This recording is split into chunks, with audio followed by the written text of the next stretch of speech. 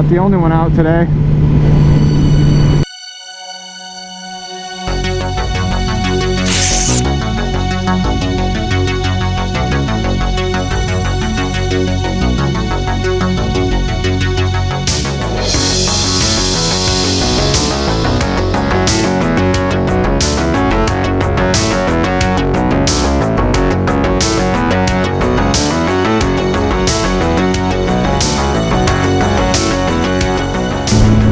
What's going on, guys? It's about 57 degrees outside today. It's Monday. I don't know the date, but I have an interesting story for you. It's actually about my personal life. I mean, I'm not going to go into too much detail, but you get the gist of what I'm saying. So I decided to find another job. The job that I was working at was only giving me about 25 to 30 hours a week. Just was not cutting it. Realistically, it ended up being more like 24 hours a week. But I decided to look for another job, and I found one that piqued my interest, and the company made me a really good offer. And so I tried to do the right thing, as I do with most employers, is I put my 2 weeks in. You know, I gave notice that I was going to be leaving, etc., etc. And I did that last Wednesday. Well, I came into work Friday after having Thursday off, and I was told to pack up my stuff and to leave because my services were no longer needed. I thought that was really shitty.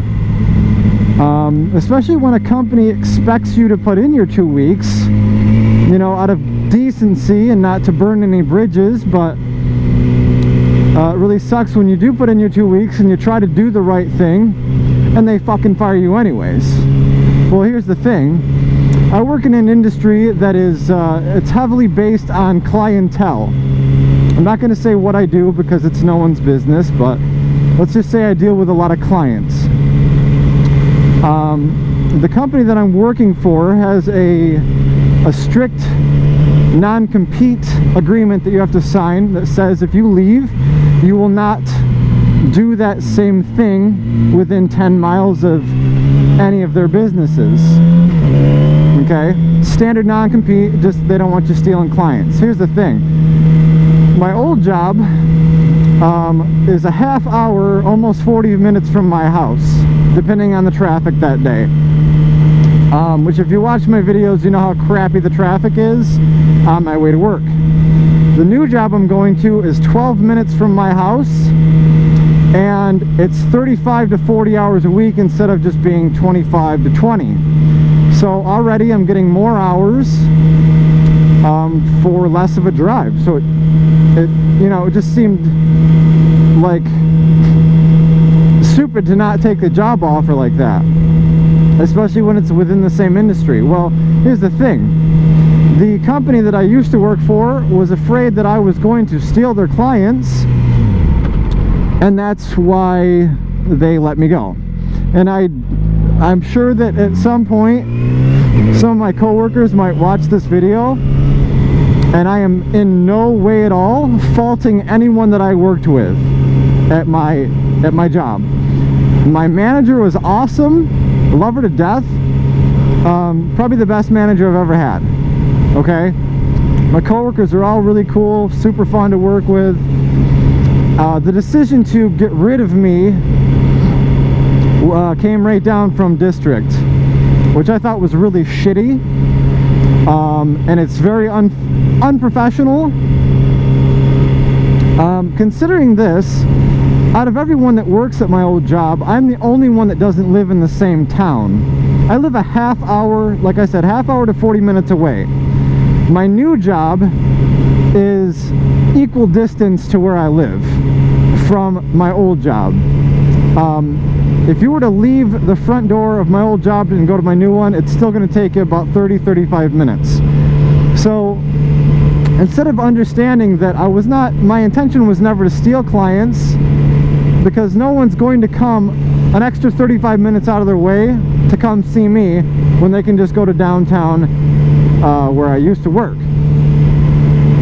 I even told them when I put my 2 weeks in that I had no intention of stealing clients, and that, you know, like I said, I'm not from that area. I don't have friends in that area. I think out of everyone that every one of the clients that I used to have there, I think only one of them is friends with me on Facebook. Because I generally don't like to make friends with people outside of work. I like to separate, you know, business from my personal life. So,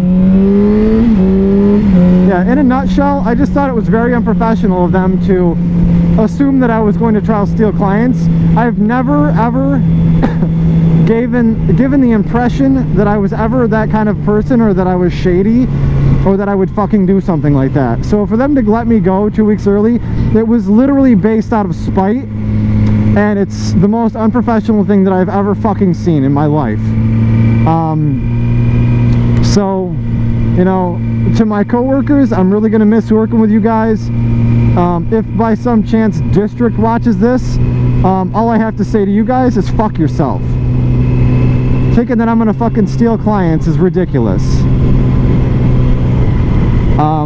Especially when, like I said, they're 30 or 40 minutes away from where I'm going to be working. That's just stupid. It was done out of spite, and that's the only way it is. It was spiteful. But they can fuck themselves, because I got a new job that pays better, so whatever. If you guys want to keep people around, maybe you should offer full-time employment to adults. If you're in an industry where you expect people to be good at their jobs and to have experience and training to back up that talent, maybe you should start hiring adults to do adult work. There's a reason that people work minimum wage jobs like McDonald's. It's because they don't actually need the money, and they're not adults. They haven't earned a resume yet.